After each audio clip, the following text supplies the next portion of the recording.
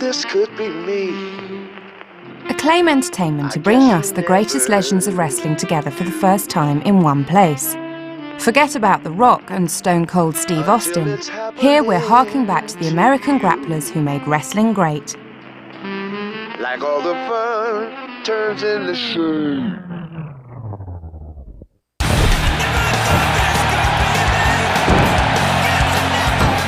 Over 20 of the best wrestlers of all time compete in over 12 different match types. You can get to grips with the likes of Bret the Hitman Hart, Jerry the King Lawler, Jake the Snake Roberts, Jimmy Superfly Snuka, and George the Animal Steele. There's also in-depth match analysis and career guidance provided by Bobby the Brain Heenan and Captain Lou Albano. The action takes place both in the ring and in the crowd, with plenty of diverse moves and fighter interaction. You can even create your own wrestlers and add logos and text to their costumes. A game worth getting a lock on.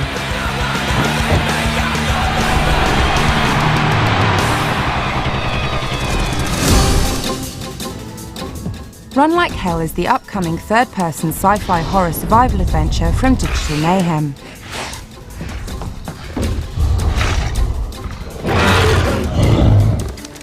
You play the part of Captain Nick Connor, who just happens to be posted to the Falsetti station when aliens attack, killing most of the crew. And these aliens learn from your actions as well, becoming more intelligent as the game goes on. Digital Mayhem promises us an intense storyline, spanning 7 gripping chapters of action-packed gameplay, with a powerful game engine bringing to life the characters, objects and environments in full 3D.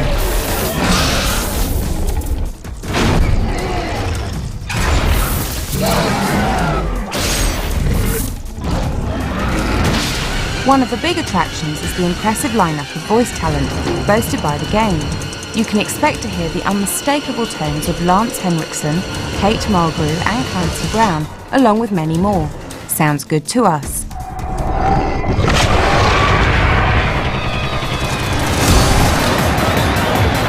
ESPN International Winter Sports 2002 is the latest update from Konami. But what can we expect to see here? The screen time was 1 minute 4.87 seconds. And Britain just completed their run. There are 10 amazing events for you to ice, including downhill alpine skiing, slalom skiing, bobsleigh, snowboarding, ski jumping, freestyle mogul skiing, speed skating, figure skating and curling.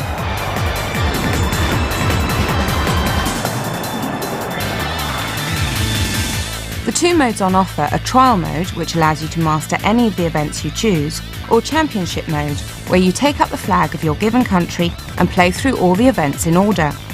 8 countries are represented. The US, Japan, England, France, Germany, Italy, Canada and Holland, and each with differing performance characteristics and abilities. So the choice is not just aesthetic. Roll in a 2-player split-screen mode and crisp, clean graphics, and things are definitely looking cool.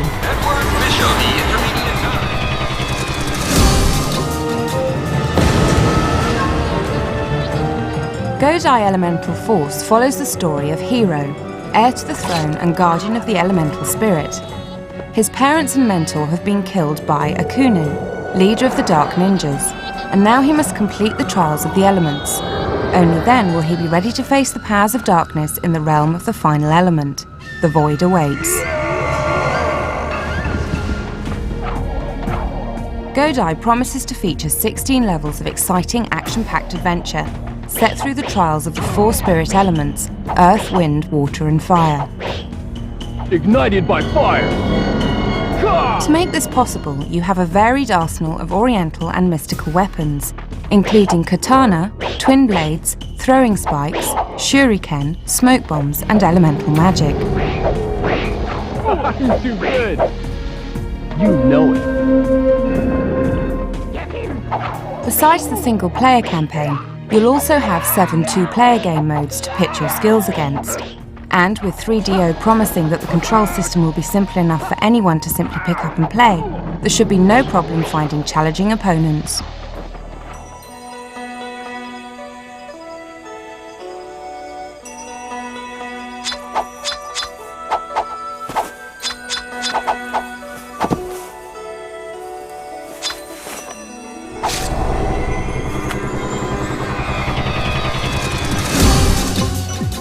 game from Empire Interactive is the exciting new excuse to work out your trusty PlayStation 2 light gun. And what you're seeing here is some of the early code that will evolve into a glorious new gun fest. For those who need it, there's a sophisticated plot involving a story set in both the real world and a strange new virtual world. You play Jade, a 25-year-old American woman whose English boyfriend Tyler has been kidnapped by Eurodream Technologies, the creators of the virtual world used every day by the masses. Despite Tyler's obvious inability to look after himself, Jade sets out to rescue him in an adventure that takes her through 16 real-world levels set all across Europe and beyond. The meat of the game consists of facing down sophisticated artificially intelligent opponents that provide difficult and constantly shifting challenges. And you thought it was just another shooting game.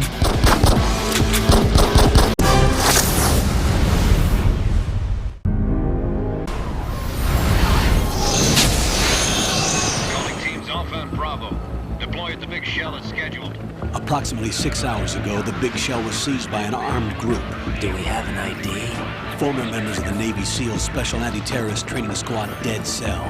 Russian private army members may also be involved. It's a highly trained group and they have the Big Shell under complete control. Here it is, probably the most highly anticipated game of the year. Following in the footsteps of Hideo Kojima's PlayStation 1 masterpiece, Metal Gear Solid 2 has a lot to live up to, but building on such awesome foundations, can it actually fail? The only criticisms anyone could level at the amazingly popular Metal Gear Solid was that it was too short by far and possessing one too many overlong cutscenes. Have these issues been addressed? This is impossible. Nothing will hit her. Is she the one they call Fortune? Otacon, we have a problem. What's that? Well, the cutscenes are still here, only now they have reached a truly epic scale. However, if you want to stand a chance of keeping up with a seriously thoughtful and amazingly convoluted storyline, then you really ought to sit through them all.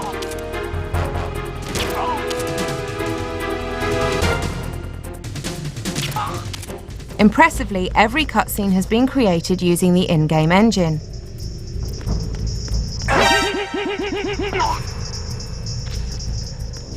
And the level of detail is fantastic. You can tell as much from a character's pose and gestures as you can from their actual conversation. This time around, there are a number of new skills to play with. I am Shalashaska.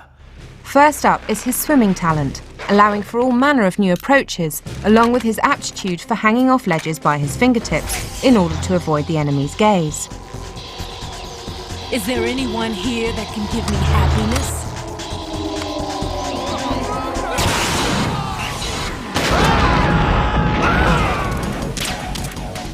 On top of that, he has a nice first-person look mode, which can be used at any time, which to some extent compensates for his limited access to the active radar. And you'll need all your stealthing expertise and more if you're going to get through this one in one piece.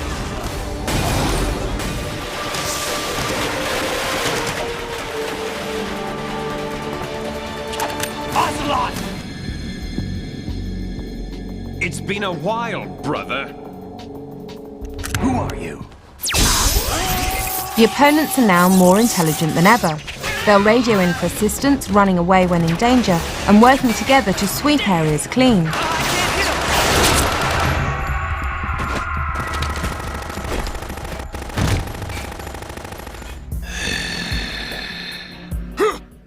Unfortunately, the bosses don't appear to be half as intelligent as their troops, and can generally be dealt with by simply learning their routines and exploiting their weakness over and over again.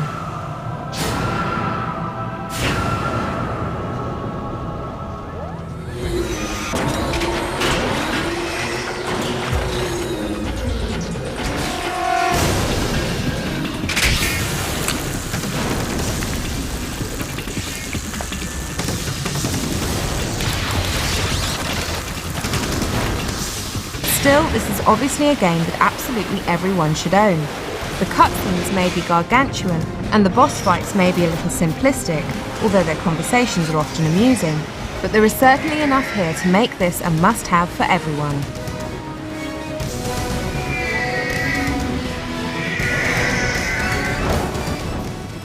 Not too shabby, is it? New York, I mean.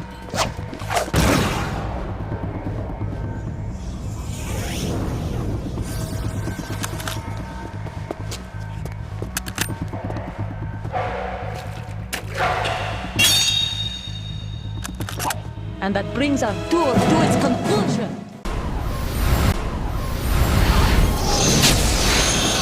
Calling teams Alpha and Bravo. Deploy at the big shell as scheduled. Approximately 6 hours ago, the big shell was seized by an armed group. Do we have an ID? Former members of the Navy SEAL Special Anti-Terrorist Training Squad Dead Cell. Russian private army members may also be involved. It's a highly trained group, and they have the big shell under complete control.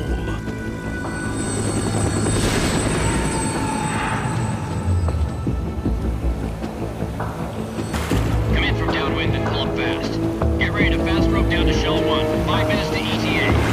Alpha, your top priority is to rescue and safeguard the President. Team Bravo, watch out for Stillman's back and get... So you're looking for even more Metal Gear Solid and you don't mind a few spoilers? Then here you go.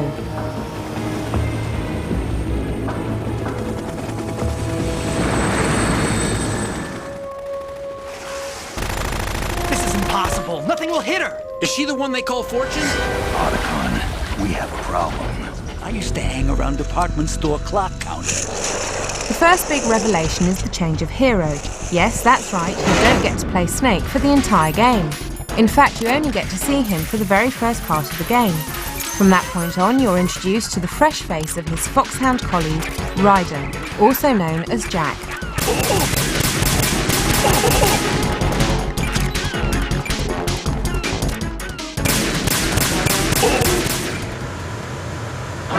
What's that?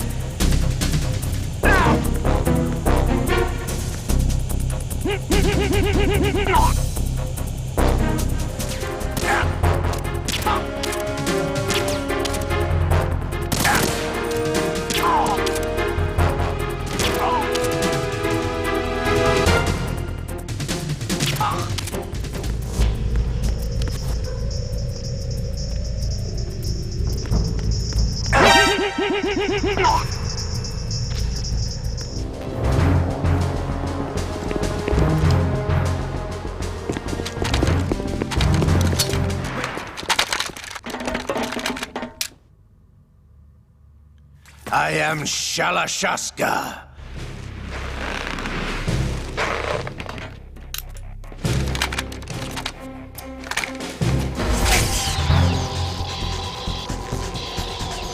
Is there anyone here that can give me happiness?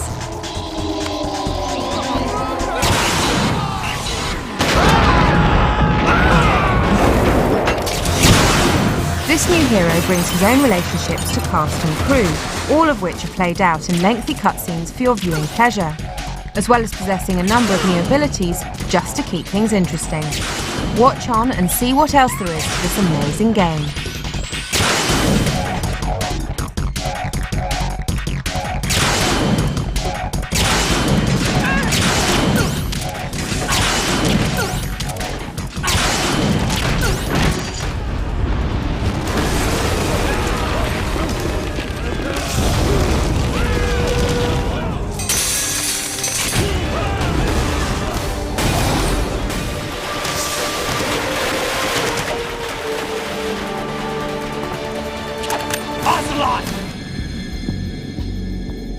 It's been a while, brother.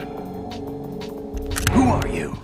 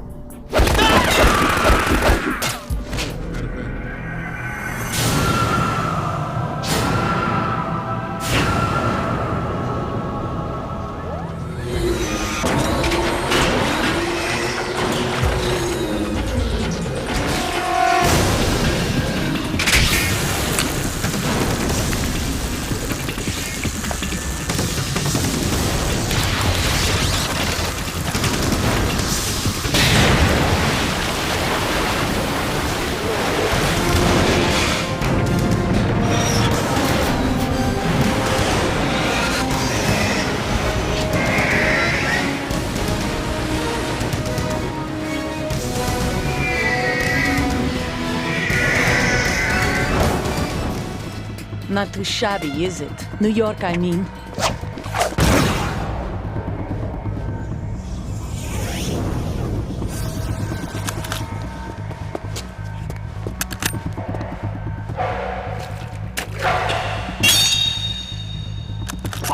And that brings our tour to its conclusion.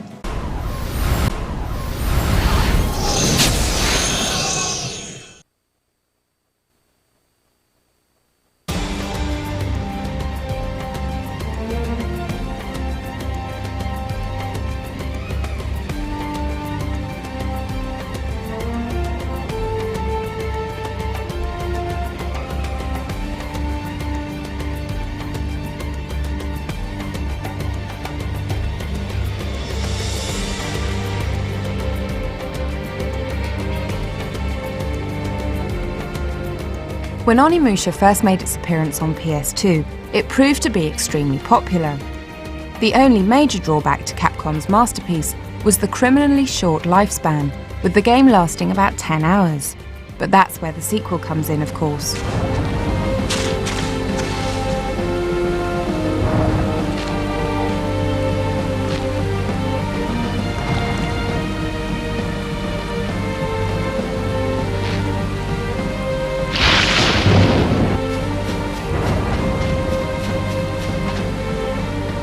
Set in 16th century Japan against a backdrop of warlords battling for supremacy, Onimusha 2 is set 13 years after the original game.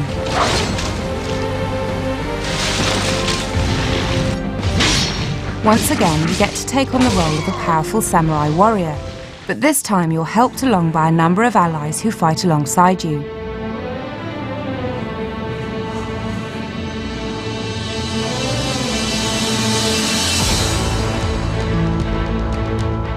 The gameplay greatly resembles that of the first game, with a heavy emphasis on exploration, item collection and of course combat. Again, we'll be treated to a glittering array of glorious cinematics, as well as some impressive in-game graphics.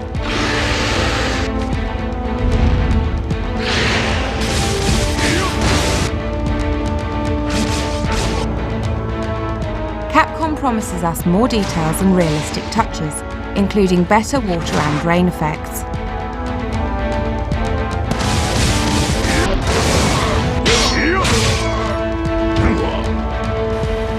If these early images are anything to go by, then Onimusha 2 will definitely be something worth looking out for over the upcoming months.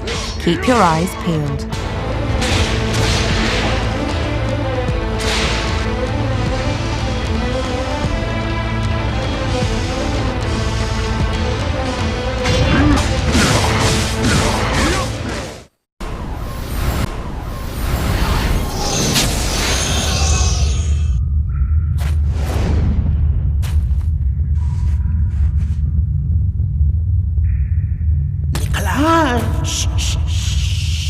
We shouldn't be in the research center without security clearance. I'm telling you, I heard gunshots.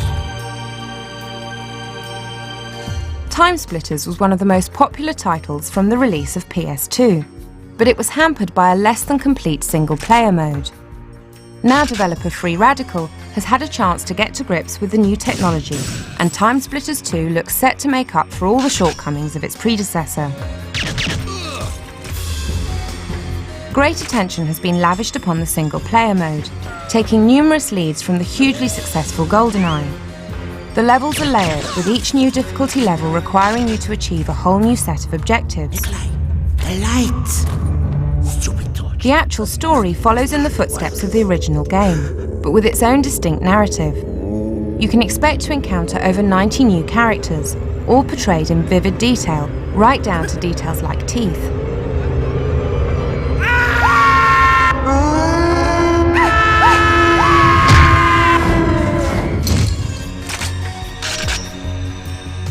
You may come to recognise the maps, but all the characters and objects will have changed, and you'll need even more skill and judgment to make it through to the next stage.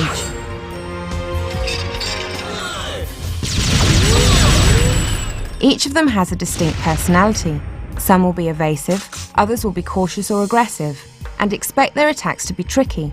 They aren't all going to charge straight at you. To help you out, there's a vast selection of weapons available to you, and if that's not enough, then you can always take control of one of the sentry guns and give the enemy a taste of their own medicine. As you'll no doubt have noticed, the other benefit derived from Free Radical's exploration of the PS2 technology is the advanced graphics. We can now look forward to all manner of new visual treats, such as particle effects, fire, smoke and fog. All of this adds to the already brilliant multiplayer game seen in the original. It's looking fantastic. We'll find out for sure in the new year.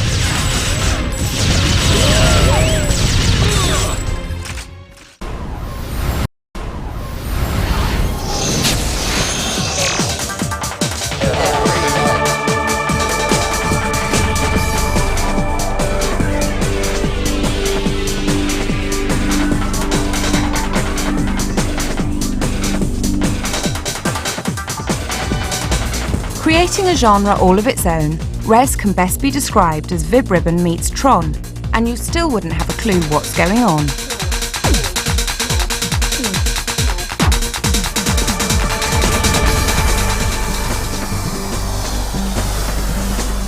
The background story has you fighting spores of a virus inside a female computer, but the game is so surreal that the plot is totally irrelevant.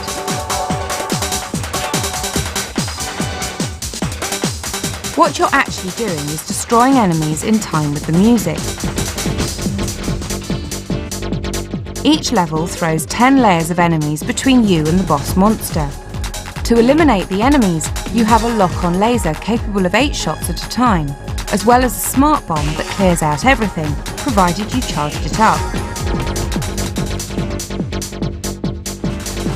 Each time you destroy a bad guy, you hear a sound, which, theory states, you're supposed to tie in with the music.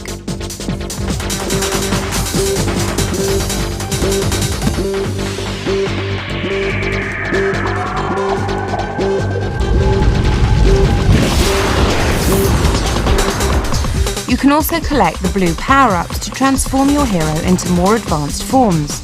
But every time you take a hit, you devolve back down, until finally you pass through simple geometric shapes and then vanish.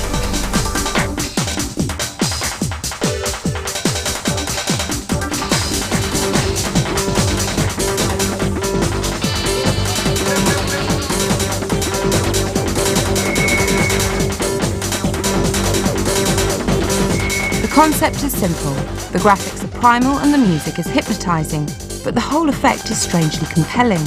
Definitely a game to be tried in the dark of night, when you can really let go of reality and get lost in the game.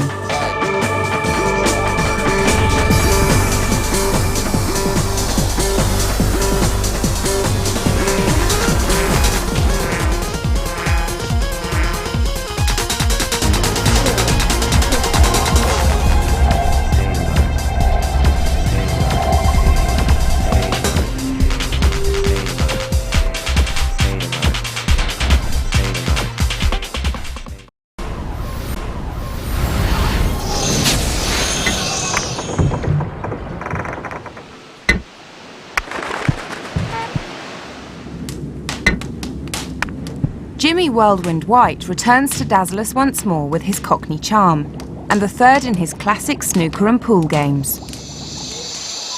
You can expect to find state-of-the-art kinetics, which lead to a completely realistic ball potting experience. But once you've got the snooker down pat, what else is there to put into a game like this? One feature you'll find here is the addition of these spectral hands.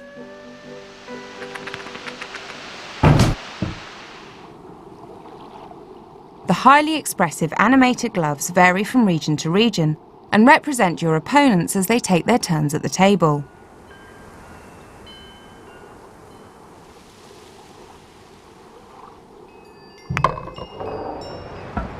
And then there are the backdrops. There are many varied places to take your snooker table, but the chances are you've never thought of playing on a junk in Hong Kong harbour or stranded on an isolated desert island.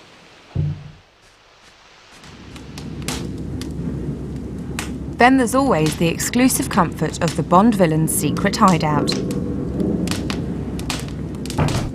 All the settings have plenty going on in the background, So if your opponent is taking his time without a pot, then there's still something to look at. And if all that isn't enough to keep you amused, then there are the entertaining sub-games, such as snooker basketball, endurance thumb wrestling, and even a game of good old-fashioned darts.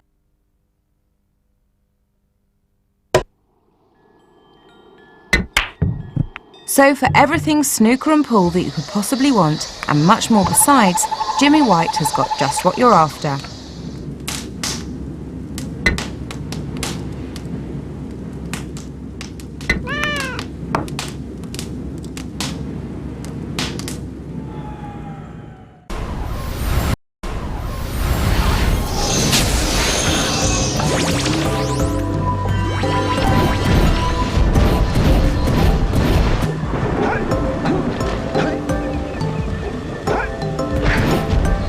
Village is being bombarded with flaming boulders. Naughty Dog have managed to breathe new life into the platform genre, losing all the precision jumps and infuriating reaction tests usually associated with such games. Jak and Daxter is genuinely good fun to play and a joy to behold. Whoa! I don't think I'll ever get used to that teleporter tingling sensation. You take on the role of the quiet Jak, whose mouthy friend Daxter has managed to get himself transformed into the form of a weasel. While you're down there, could you rub my feet? Now, with Daxter perched on your shoulder making amusing asides the entire time, you have to search out the ancient sage and dark eco-expert, Gol Akanon, and find out more about this sinister plague upon your once fair land. The world itself is fantastic. There are no frustrating loading times, and if you can see an interesting looking structure in the distance, then you can certainly go over there and have a poke around. You needn't worry about having to trek across vast distances, as there are various vehicles to get you from place to place, if you can only get them running.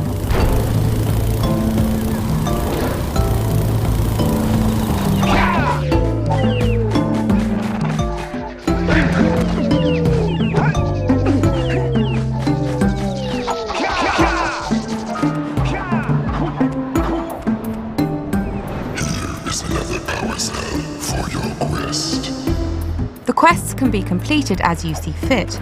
Spending precursor orbs that you find lying around and talking to the various characters who inhabit the world opens up new areas for you. We're the ones on a big quest here. We ask you for help. Well, perhaps we can help each other. There are also numerous sub-games to play, all of which provide a fresh challenge. Judging by the smell, I'd wager your bathtub sank in the mud long ago. What's a bathtub? The principles are classic and simple in their implementation, but it's all done perfectly and without the usual irritations that platform games usually invoke. If it's pure and simple fun you're looking for, then Jak and Daxter are sure to entertain. That lazy farmer owes us a power cell. Now I can sleep in peace. Take this power cell for your trouble.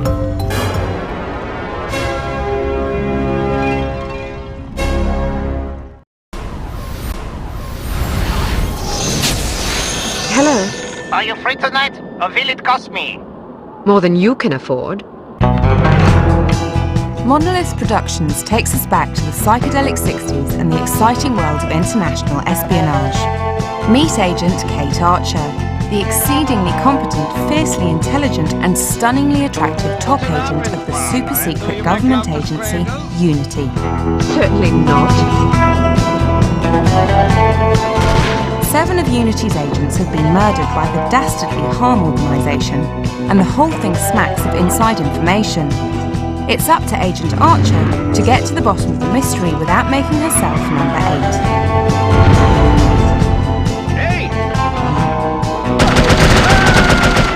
The atmosphere of No One Lives Forever is unashamedly lost in the 60s. Like Austin Powers, but with wit and taste, Kate makes her way through a whole series of exotic locations, using her fabulous Q-type gadgets and innate ingenuity to take the enemy apart without even building up a sweat.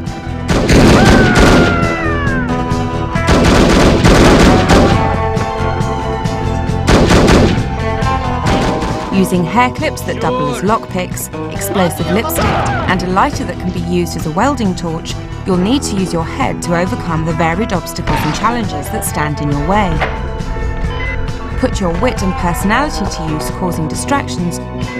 It says of the library. You are the most beautiful. Not to mention providing a running barrage of smart one-liners. Clean too. No, but I can put you in the hospital if you want. Maybe you can find someone to take care of you there. And you can even stop and amuse yourself by listening to the conversations of the oblivious civilians as they go about their daily business. Style is the name of the game. Yes, you can just run in, guns blazing, but the chances are you'll end up spreading Miss Archer's fine looks across the paisley pattern wallpaper. Instead, you should concentrate on overcoming each obstruction with as little fuss as possible. Stealth isn't your only tool by any means, but the fewer disturbances you cause, the easier your life becomes further on. Complete each level without a hair out of place, and you've surely proved yourself worthy of Agent Archer's impeccable reputation.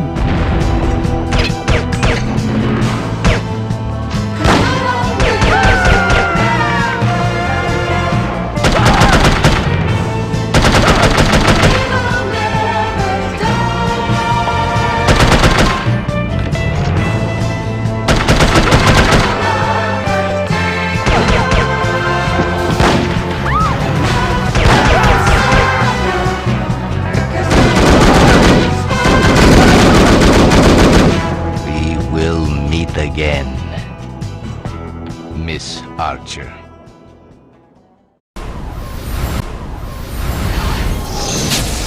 Zero residence 120 and rising. We have core activity. Increase to 500 megahertz. Subject is conscious. Step into a dark future with this thrilling and darkly ironic action-adventure from Amuse. Close all exits. You play the part of a renegade headhunter, Jack Wade, based in California during the early 21st century.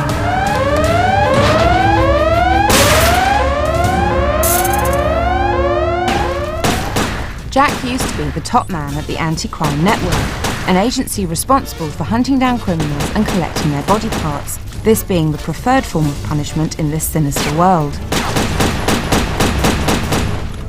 But something has happened and he's left suffering from severe amnesia. Man with an EMP gun. I got your number, headhunter. They told me about you. Maybe you can share sometime. You won't live long enough. With no recollection of what's transpired, he's left with no choice but to re-earn his bounty hunter qualifications and unravel the twisted trail of deceit and betrayal, full of obscure motives and divided loyalties. To assist you in this task, you have a wide selection of weapons, more of which become available as you complete the various ranking tests set by your agency. You also get a fantastic motorcycle, which provides great satisfaction roaring around the city through the various locations you'll need to visit. There are plenty of criminals in need of your personal attention, but you'll also need to solve numerous puzzles to get to the bottom of the mystery. Thankfully, the puzzles tend to be localized, with their solutions always being available close to hand.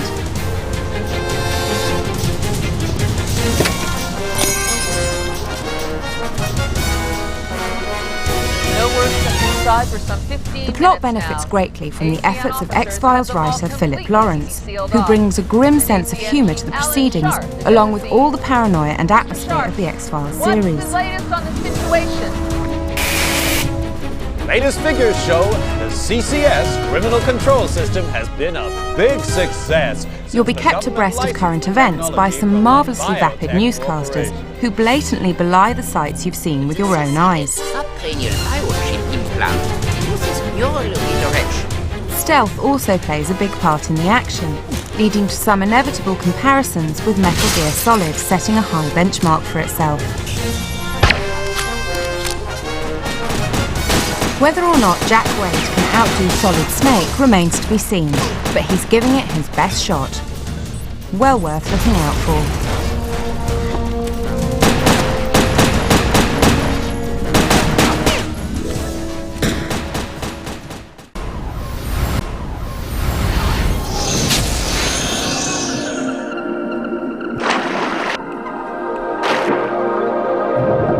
evil force has struck the Earth, and the harmony created by the dolphins and humans is in mortal danger.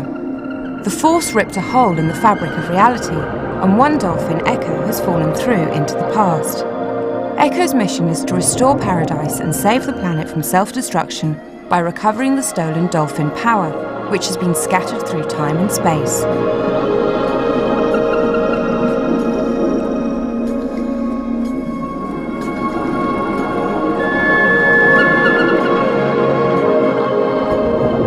However, the biggest obstacle for Echo to overcome is to avoid becoming completely blissed out by the tranquility of his surroundings. It's extremely relaxing just twisting, swooping, gliding, and leaping through the beautiful submarine world without even considering taking on any of the tasks set before you.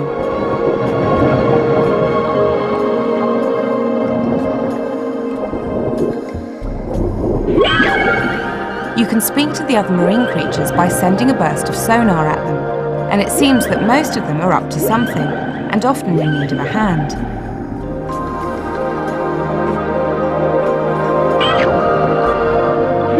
Help them out and you can receive help in return, such as saving a turtle from the sharks and being rewarded with a nice song to fight the sharks with in the future. As you progress through the variety of challenges, you'll learn to master all of Echo's moves to fight off the nastier sea creatures and use his vast IQ to solve the devious puzzles.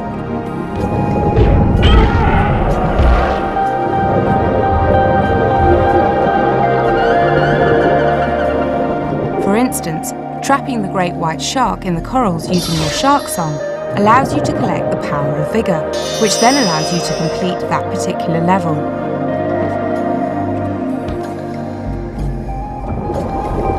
The creative team has benefited from the talents of award-winning science fiction author David Brin, and to keep things nicely chilled, frustration levels are minimised by quick restarts when things go wrong for you and your fishy friend. So, for the most laid-back experience you can get without resorting to controlled substances, immerse yourself in Echo's watery world.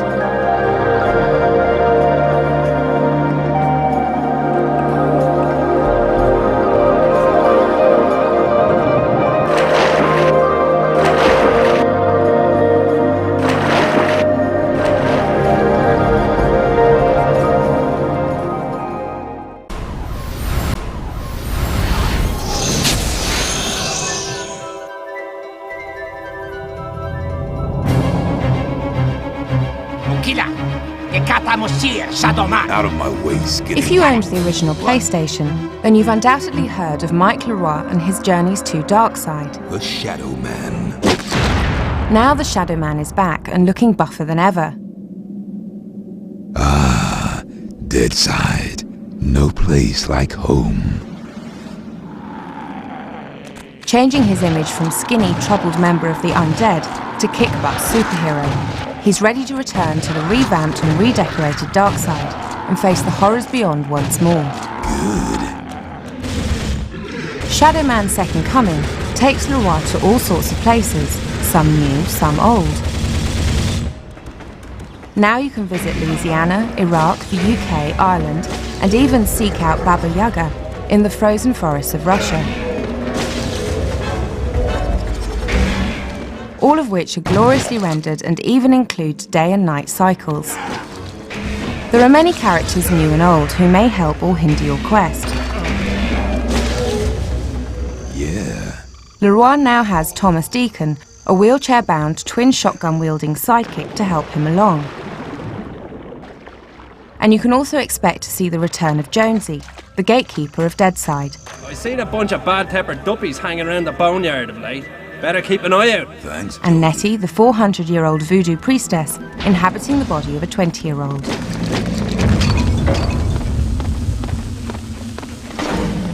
The villains this time are more themed on the beasts and monsters of mythology, rather than the maniacs and serial killers of the first game, and the weapons include a wide range of Earth-based firearms, along with some exotic kit from the Deadside realm. Good. And you can expect your opponents to react where you shoot them. Take out a kneecap and you'll see them limping around later. That is, if they have a later. Johnny? Got it. Great.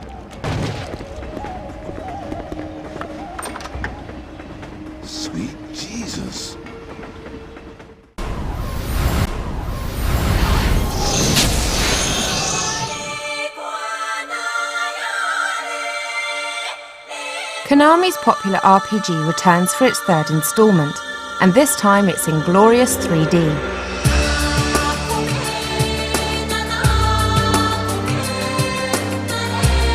Set in the same world as its predecessors, Suikoden 3 occurs 15 years after our last visit, with a whole new storyline. So, although you may recognise some of the characters, or at least their children, the game is also very easy for newcomers to get straight into. One of the new features you'll encounter is the Trinity Sight system. This is actually just a fancy way of saying that you get to view the plot through the eyes of any one of the 3 lead characters, and you can choose to follow a different character at the start of each chapter. It's a simple way to make sure you can play the game at least 3 times before you've seen everything.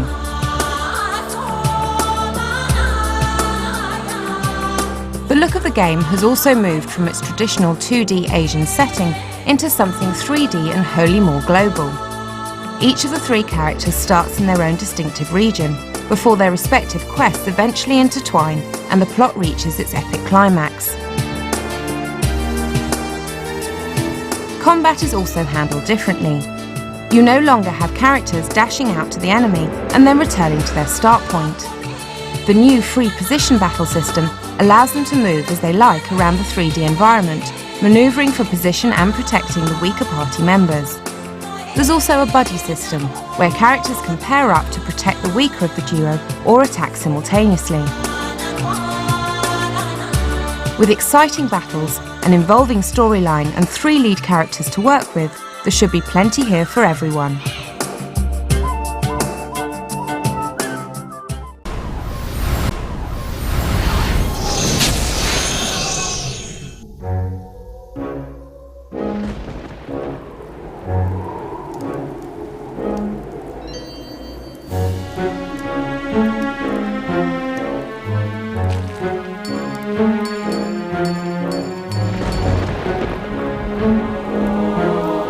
Hurdy-Gurdy is the latest title to spring from the minds of developers Core Design, best known for their Tomb Raider series.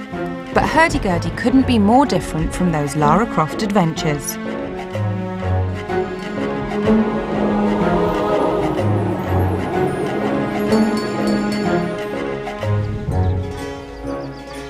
The plot follows the exploits of a young lad named Gurdy, who has to master the art of herding and beat the evil Sadorf in a grand herding competition held once every 5 years.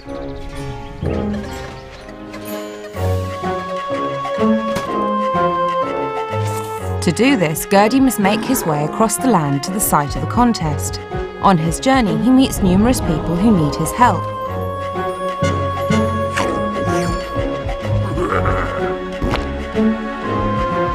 These distractions are actually useful to the little guy, since they always involve learning some new aspect of herding, and he really needs to improve his skills if he's going to win that competition when he gets there.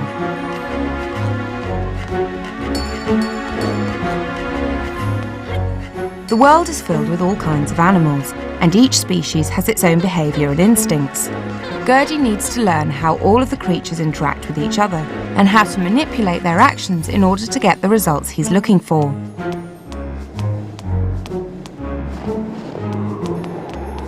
He'll need to figure out which animals are predators and which are more passive, what sort of things they all like and dislike, and how each species behaves in the presence of all the others.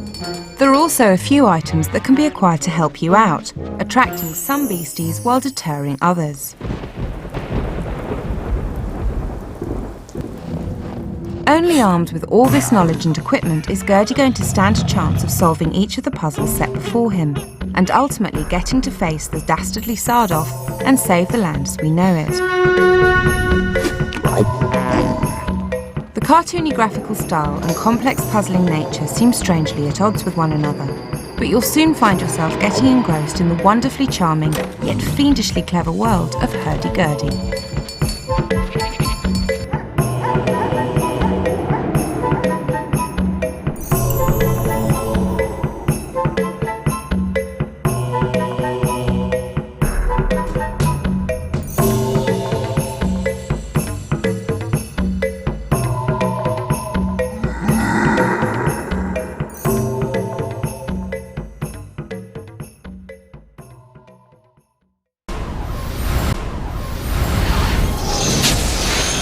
This is gonna be very, very interesting.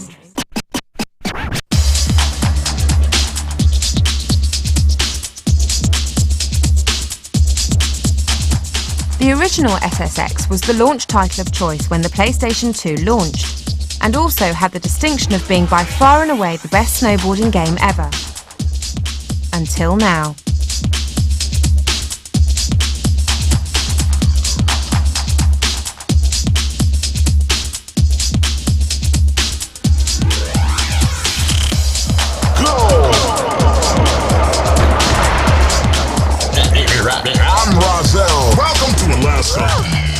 With SSX Tricky, the developers have taken their own game apart and rebuilt it from the bottom up, improving the game in every conceivable regard. If you're after top-of-the-range graphics, super speeds and circuits jam-packed with trick potential, you've come to the right place. So what's the deal? Firstly, there are 2 new tracks.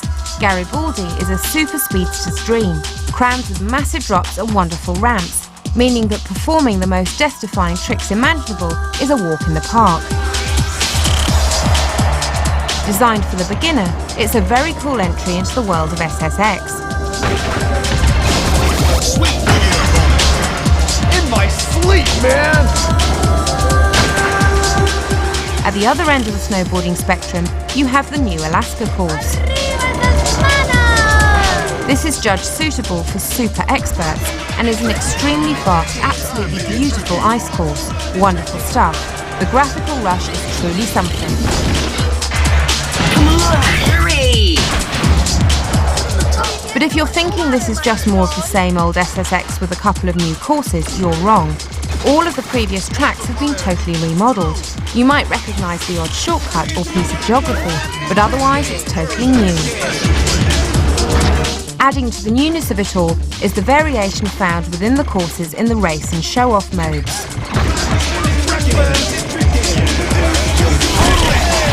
Show-off is all about performing as many tricks as possible, and to help the cause, each course is remodelled with new rails and jumps.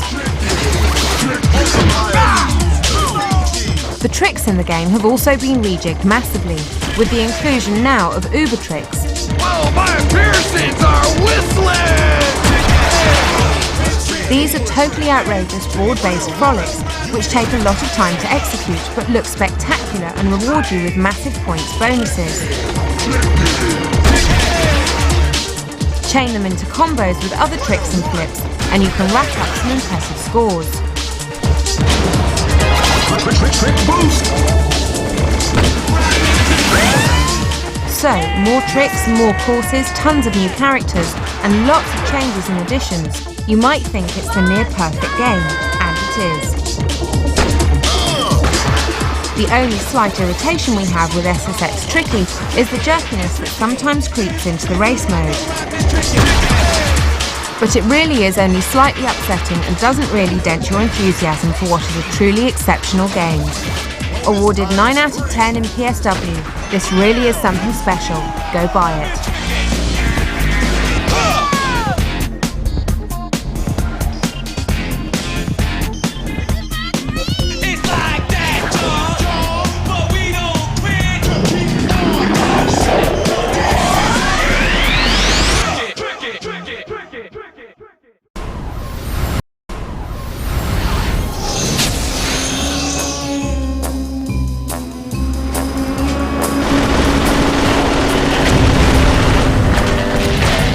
Bond is a game developer's dream come true.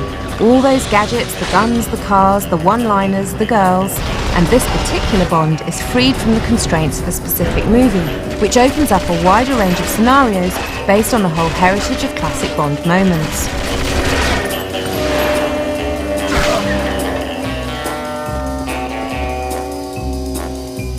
Enjoy the ride. The story is new, of course. The cunning deviant Malpaid has devised his own plans for taking over the world, building himself an invincible army of evil clones to do his dirty work. Freedom to approach each of the disappointingly short levels in your own way is rather limiting. The puzzles aren't really that puzzling, and overall it's a case of blasting your way through from A to B. But from the very first hostage job until your stealthy embassy assault many missions later, Bond's use of the superb Quake 3 engine still delivers a highly polished shooter, where the pace never loosens its grip. Secure a radio. We'll be in touch.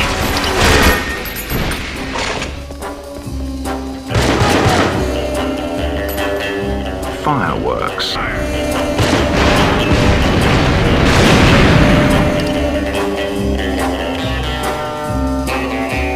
The lock-cutting laser and the Q-claw frequently come in handy, but none of the other gizmos are used more than once.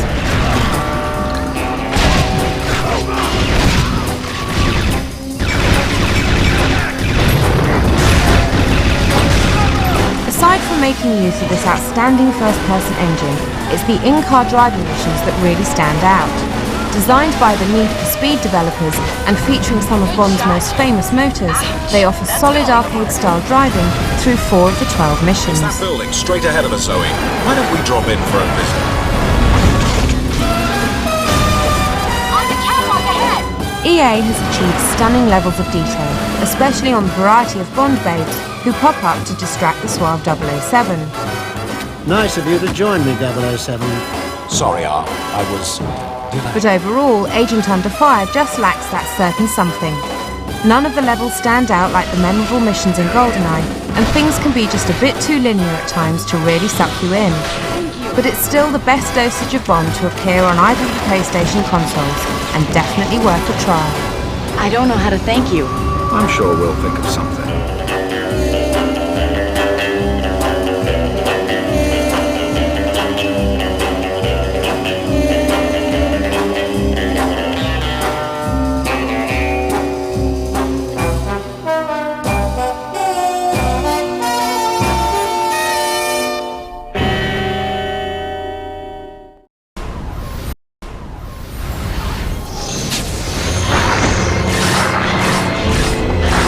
Whilst it may be a hit RPG on the PC, Baldur's Gate is coming to PS2 in the form of an action-adventure game. Taking up the hack-and-slash style of the PC's Diablo games, the heart of the adventure is the annihilation of your enemies and the development of your character.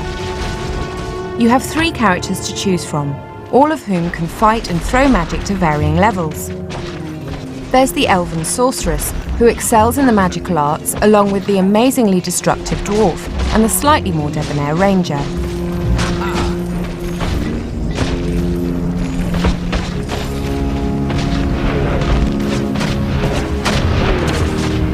The action starts as you set out to complete a number of quests. From this point on, you're faced with numerous hordes of antisocial monsters, all of which use a variety of tactics to throw you off your game.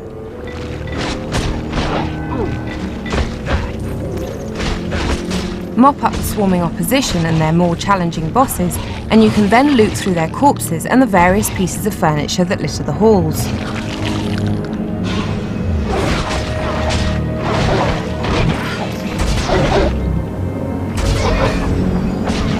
You also get experience as you head onwards, and when the green bar is filled, you level up. This gives you the chance to improve your various talents, or even gain some fun new spells to make your life that little bit easier and a lot more colourful. The equipment you pinch on your regular outings can be sold off at the local store to raise funds for some nice new monster-splatting apparatus. But you'll also find that some of it's worth keeping. When you equip a new piece of armour or weaponry to your arsenal, they immediately become visible on your character, so you'll have to keep upgrading to stay in touch with the current fashions if nothing else.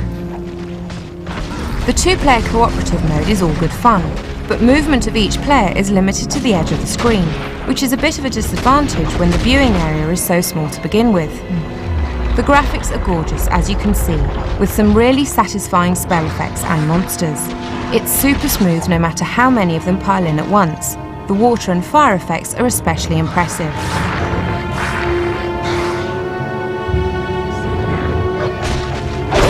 The only real flaw that can be picked here is the inherent repetitiveness of wasting everything in sight, looting the corpses and heading back to the shops. If hack and slash is your thing, you surely won't be disappointed here.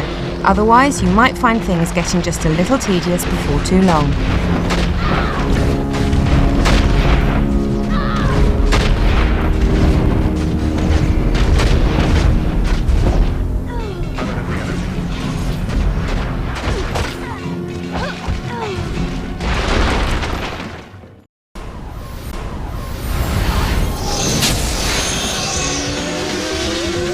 Games based on movies are usually a bad idea, so a game based on a bad movie seems like an even worse idea.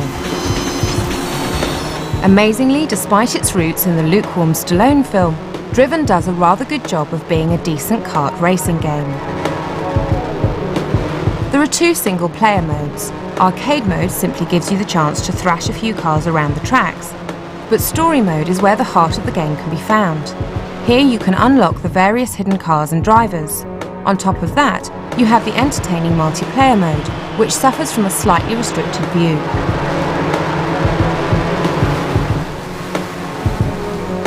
The sensation of speed is impressive, but the most spectacular events are the crashes, of course.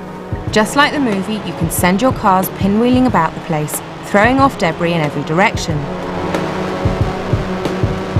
And there's a good damage model for the cars as well, so their performance is appropriately degraded the more you wrap them around lampposts.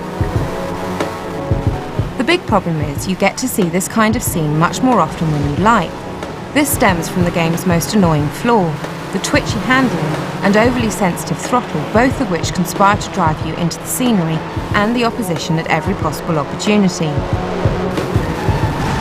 One of the biggest innovations is the zone. This is a nice effect that occurs after you've managed to drive perfectly for a short time.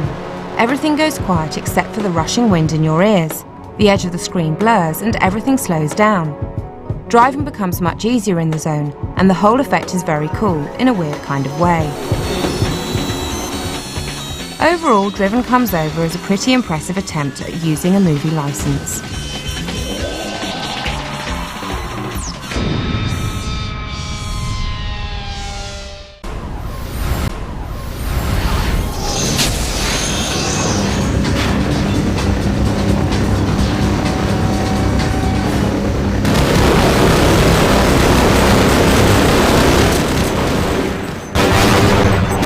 Valve's Half-Life has finally arrived from the PC, and even though it's 4 years old now, this fantastic title looks set to make just as big an impression on the PS2. When a government experiment goes horribly pear-shaped, a rip in the space-time continuum leaves poor Gordon Freeman battling his way past countless waves of biological nastiness and armed military hardnuts. Everything you face has been designed to perfection. It's even possible to enlist the help of Black Mesa's research staff, who spend most of their time finding new and comical ways of dispatching themselves. What PS2 Half-Life does offer over its PC counterpart is the exclusive new 2-player Decay mode. A series of specially designed levels offer you the chance to play as either Dr. Cross or Dr. Green, while a friend takes the opposite role in your united fight against the enemy. And if you have no friends to share the experience with, you can even play through from a single-player perspective and switch between the 2 characters as you progress. As a single-player experience, Half-Life is one of the best, and very little has changed from the original PC game. Only Red Faction comes close to presenting a story and experience as engrossing as Gordon's journey through Black Mesa.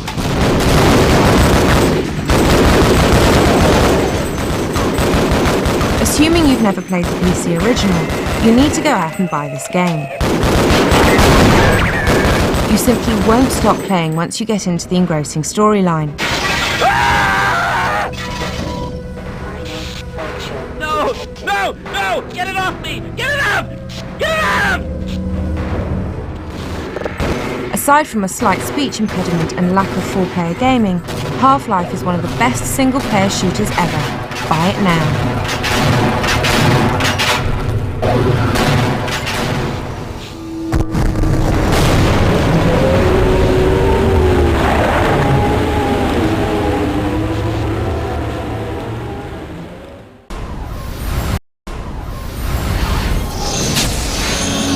The UPM is where you'll find the finest military men and women.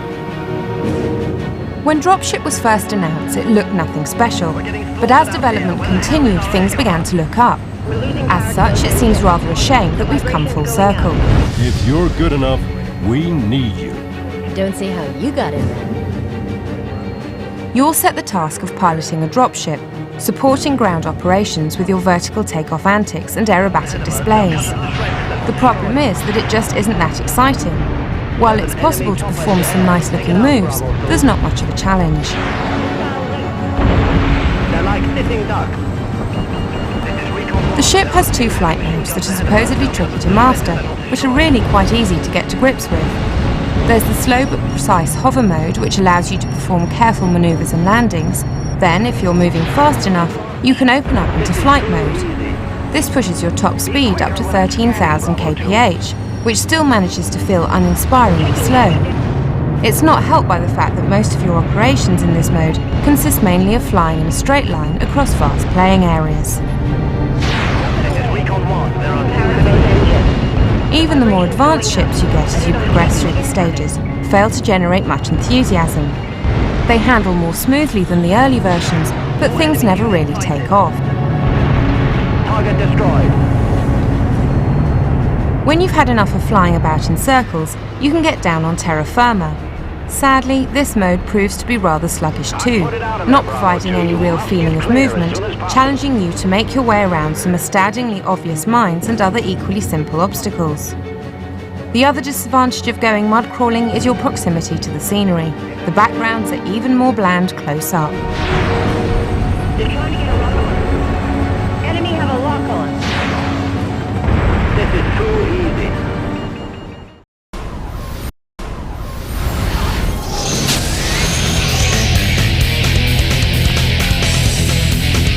Arc System Works returned to the 2D fighting game market with Guilty Gear X, the sequel to one of the few titles in this genre that's not developed by Capcom or SNK. So what does this independent title have to show for itself? Well, there's actually a storyline, but that isn't what we're here for, is it? What you get is 16 characters to choose from, each with their own style and moves. They all have an overdrive special attack, slashing, punching and kicking combos, move cancels, instant kills and aerial blocks, making for a pretty complex fighting system. Although experienced gamers will soon find the instant kill to be very irritating. There's nothing worse than mastering a stylish fighting technique only to get wiped out by some lucky move from a beginner.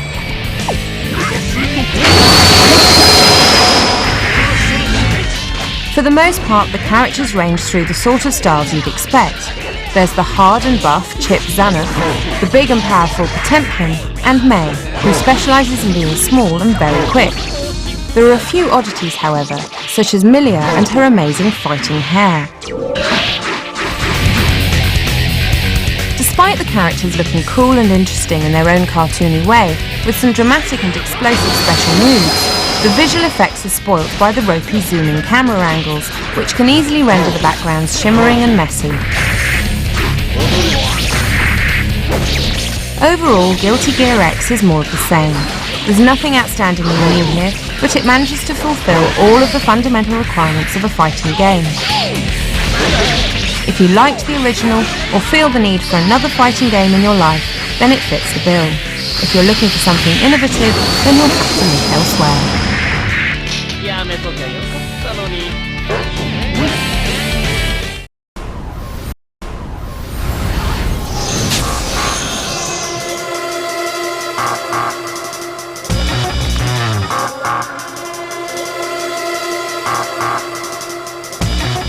Inevitably, Wave Rally is going to be compared to the visually impressive Splashdown.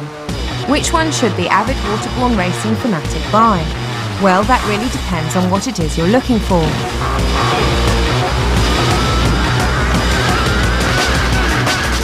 As with Splashdown, one of the first things that catches your eye is the amazing water effect. But unlike its rival, the watery illusion tends to fall apart when you get moving. On the plus side though, the way the waves affect your jet ski is spot on, with your ride getting bounced about just as you'd expect, and handling beautifully in accordance with your environment.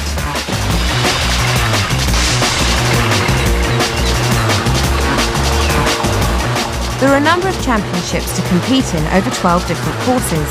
You can also expect to see some of the courses repeated, but with different obstacles and weather, which can make it a whole new experience.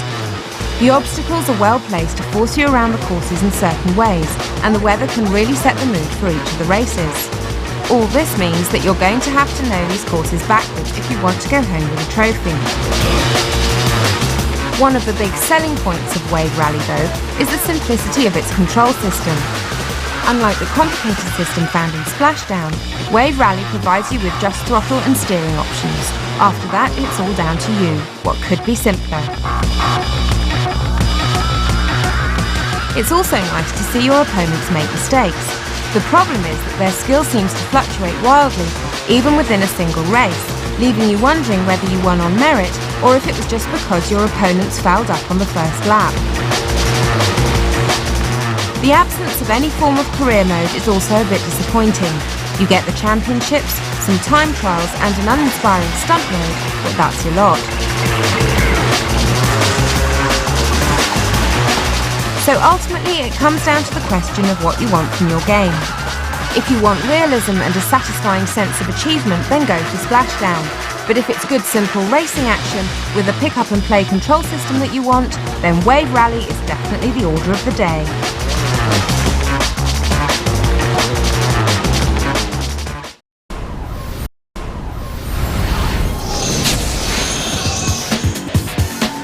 It's that time of year again. Time for the latest upgrade of EA Sports NBA license. But is this just another redressing, or have they seriously improved on last year's mediocre offerings? Well, it looks like EA has listened to the criticisms and made every effort to put things right. That was a slick two-handed jam. Firstly, last year's criminally absent franchise mode has been fully implemented this time around. Taking control of a squad over 10 seasons, team selection can be considered, potential talent can be scouted, and pre-season drafts can be performed. In short, everything you need to keep the game interesting off the court.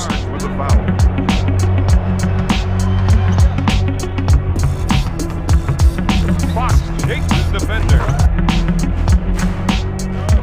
On the court, things have been improved in the wake of the excellent NBA Street. The action is much more exciting, and every score feels like it's been well earned. The player movement, passing and shooting have been tightened up considerably, along with providing a huge number of moves, layups and dunks. Alley-oops are now much easier to perform and as satisfying as ever.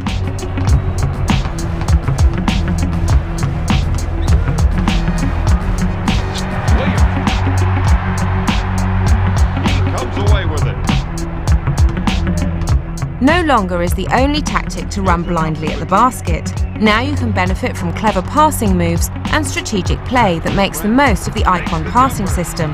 However, defense still ends up being fairly dull, with little chance of tackling or intercepting passes without meticulous timing. Your only option is to guard your basket and wait for your opponent to hand the play back to you. Up with the shot. That's his first personal team foul, number 1. NBA Live 2002 isn't just another graphical overhaul, although the visuals have been improved. Instead, you have a complete revision of the playing style that makes this probably the best serious basketball sim available, alongside the arcade play of NBA Street.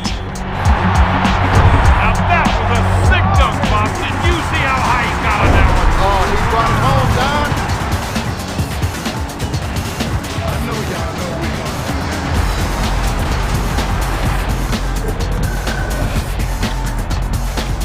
If you're serious about your basketball, then NBA Live 2002 is well worth making a play for.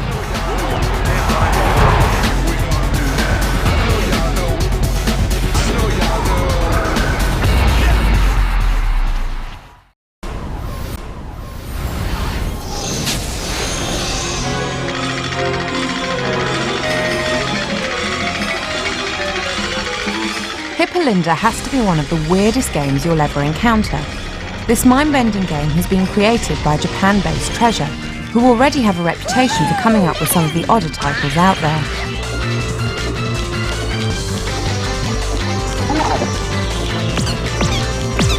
The story begins with 13 demons seeking out 13 sisters to possess their souls. The last of these sisters is Linda, who manages to avoid being possessed, instead capturing the demon in her scarf. She now has the power of this demonic scarf to help her rescue the others.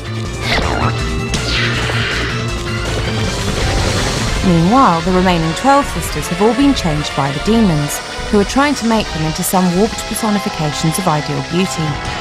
There are 12 stages to complete, each guarded by one of the Twisted Sisters, and all accessed from the central hub, which bears more than a passing resemblance to Aha's Take On Me video.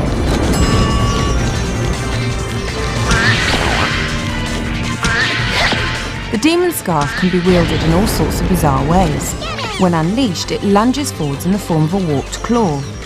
This claw can pester enemies, grab projectiles and throw them back, climb and essentially pull and pinch any object in the game's impressive and elastic 3D environments. The gameplay itself is good, simple fun, but it should be obvious that any extended attempts to play this game are going to leave you with a tenuous grasp on reality at best.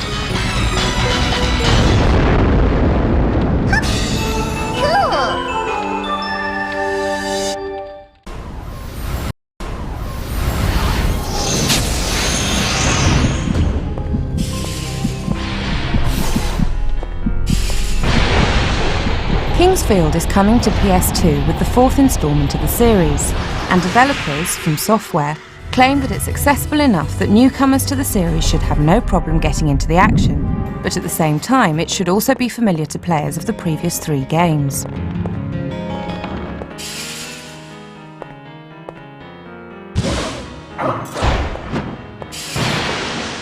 Since PSWorld 3 wrapped up all the loose ends of the previous story, things are beginning afresh this time around.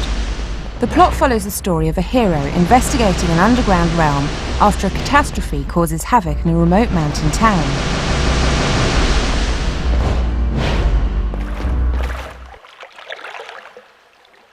The style of the game owes a lot to the second game of the series, which can be considered a blessing since it's roundly believed to have been the best of the lot so far.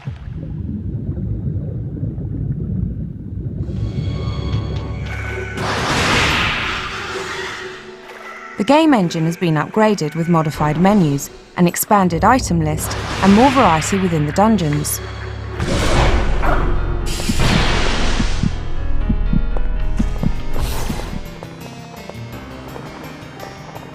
The new weight capacity limit works in a similar way to the system found in Armored Core. What's more, you'll also find that your weapons and armour will be degraded with use. Fortunately, various characters that you meet will be able to restore these items and make them as good as new.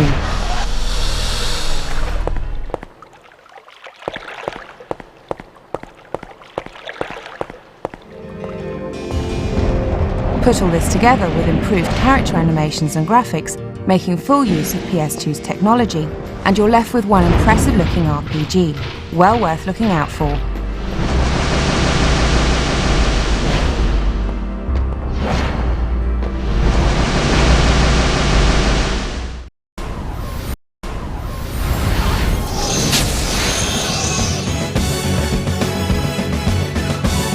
Still unconfirmed for European release, Sony's 3D fighter-based shooter Sky Gunner takes to the skies in Japan, with its fun game mechanics and distinct anime styling. Animated intro sequences introduce the elite Sky Gunner mercenaries. Hardy is the main security force chief, and governs the duo of Copain, Ciel and Femme against the legendary criminal Malice of Ventre and his band of rogue pilots, the Poulettes. Each adorable character pilots an old-fashioned looking aircraft and takes part in their own story mode mission scenarios to rack up serious points against Ventre's dastardly henchmen. Bonus points and multipliers are awarded for sharp shooting, and the chain bonus is achieved by catching unsuspecting enemies in the blast radius of other targets. Special maneuvers and weapons are also available, and each character has flight maneuvers for taking the enemy by surprise. But these can soon cause your heat meter to overload, and you'll need to wait for it to cool down again before you can unleash a barrage of attacks. Of course, there are more friends and foes to help and hinder your heroic team in their attempt to save the city from Ventre's evil intentions. The graphical detailing on Sky Gunner is pleasing enough, with some charming character animations and imaginative plane designs. But the biggest letdown is an awkward control system and the horrendous slowdown that occurs when battle starts to get hectic. Infuriating to say the least. Let's hope it doesn't touch down over here.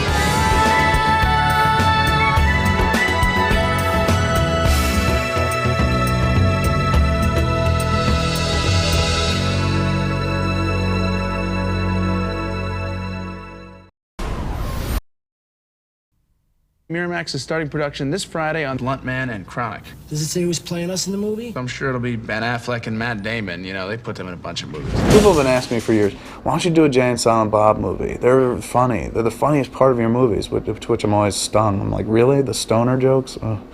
But they're like, why don't you do a Jay and Silent Bob movie, man? That would be really funny. And I've always been like, yeah, how? You know, there's two characters. One of them doesn't even talk.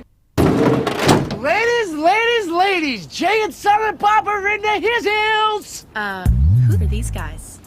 This is Jay and Silent Bob. Guys, this is Sissy, Missy, and Chrissy. I met them inside. They're gonna hitch a ride. Him and Silent Bob are trying to stop this movie from being made because people were talking about him on the internet. So he's like the main guy. Jay and Silent Bob are the main guys. And there's all these cool cameos. And they're trying to go stop this movie from getting made. And it's fun. Yo, waiting for mother action! My reaction was like, ooh, this is a big one. This is it's gonna be funny. And it's like real, you know, it's like a pop movie. It's like, okay, this is not an Angelica film. This is not an art house movie. For you, I'll do it. Just for you, I'll do it. For you, for you. My reaction to this script was that it was like nothing I'd ever read. It was very different and very wacky. My friends and I are on a road trip. Your friends, huh? Where they at? And I know that's Kevin's sense of humor, and I like it when he takes digs at Hollywood. He doesn't take it all too seriously, and he doesn't take himself too seriously, and it's really funny. Jason Lee is Brody because people in the fan base love that character, and they love Lee's performance. Guys, I would fine hold McNeil and ask for my movie check. We got to get paid! And on that note, we cue the music. Matt. Matt.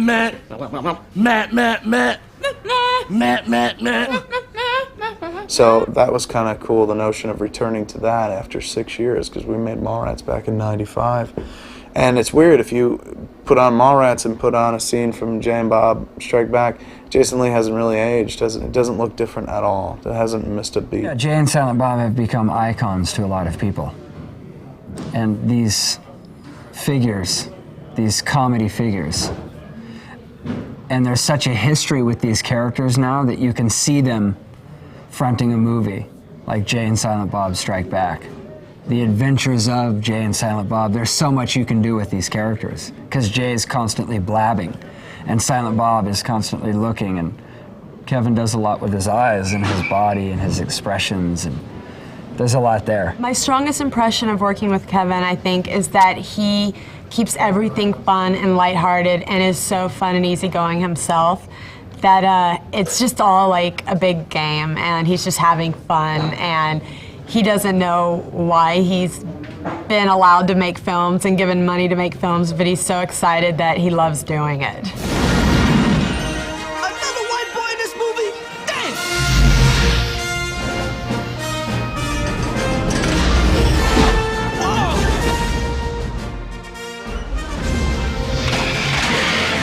I think George Lucas gonna sue somebody.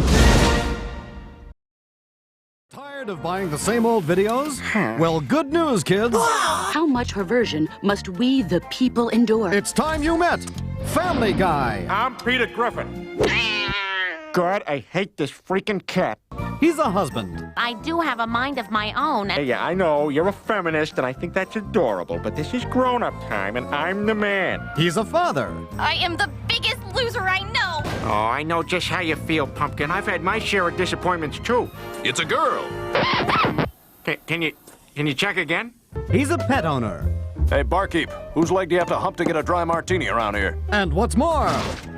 You know, I feel kind of bad, you guys. I promised my wife I wouldn't drink. Oh, don't feel bad, Peter. Oh, gee, I never thought of it like that. He's out now to own on video and DVD. I need you to look after Stewie while I'm teaching piano lessons. Ah, geez, Lois, I just spent all morning on a boat with my friends drinking beer, telling jokes, and screwing around. How about a little me time? It's the crazy animated comedy. Are you and Dad gonna get a divorce?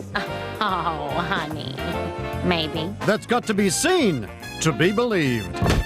Own the whole first season. Excellent. The mind control device is nearing completion. Stewie, I said no toys at the table. Damn you, vile woman!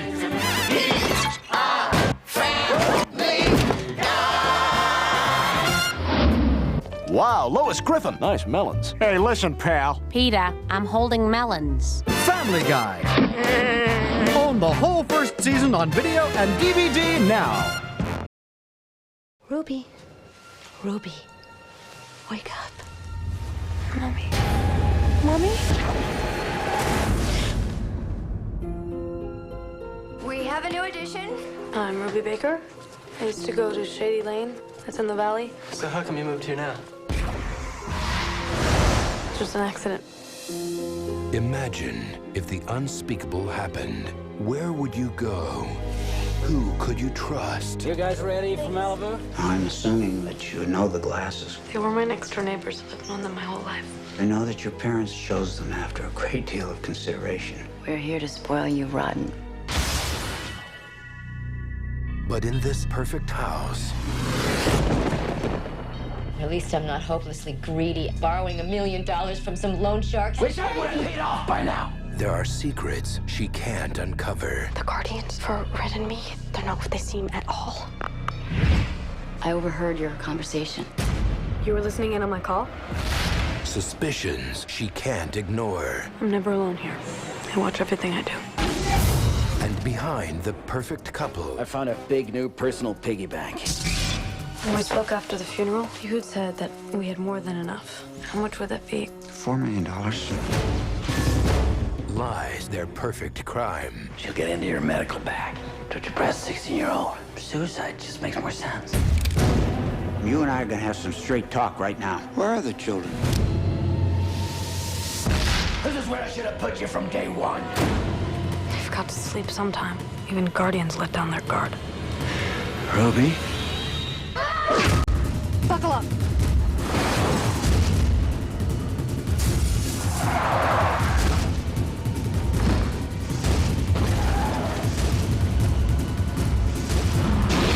You and Red are mine.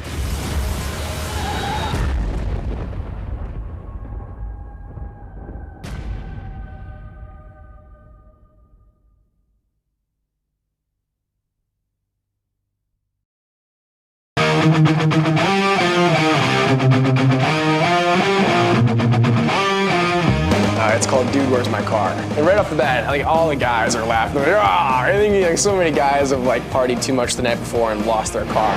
What's going on? Here's what happens, right? We wake up and our car is gone. You know, that could happen to anybody. You know, your car just disappears.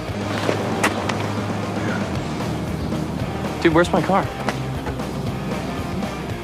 And we have no recollection whatsoever of the previous night. How wasted were we last night? Well, I touched Christy Boner's hoo-hoo. We're on the hook for $200,000 that belongs to a transsexual stripper, and my car's gone. The next day they wake up and they realize that they lost their car. And what happens is when they try to retrace all their steps the night before, we keep running into all these people. We meet these jumpsuit chicks. Are you Jesse and Chester?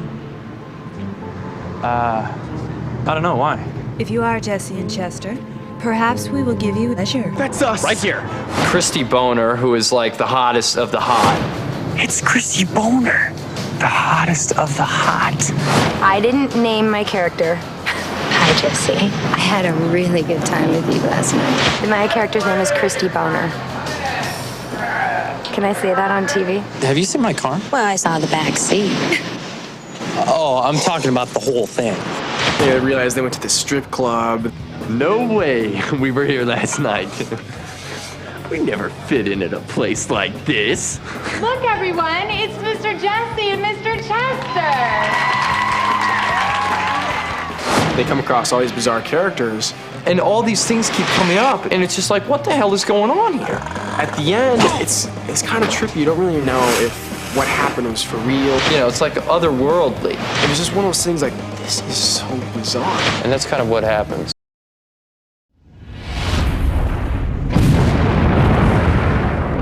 For over 20 years, his movies have filled us with fear.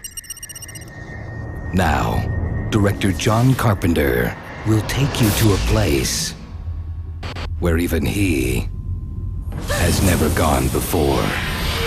Get out of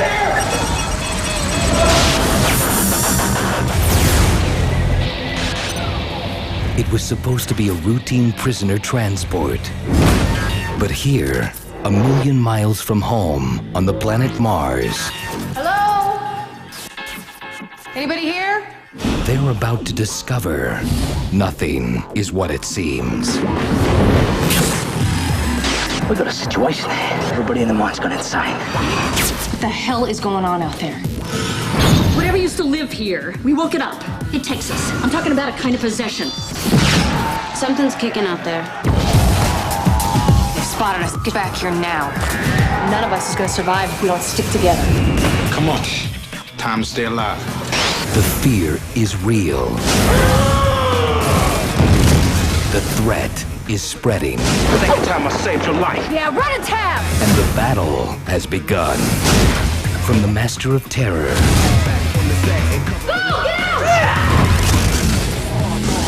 John Carpenter's Ghosts of Mars.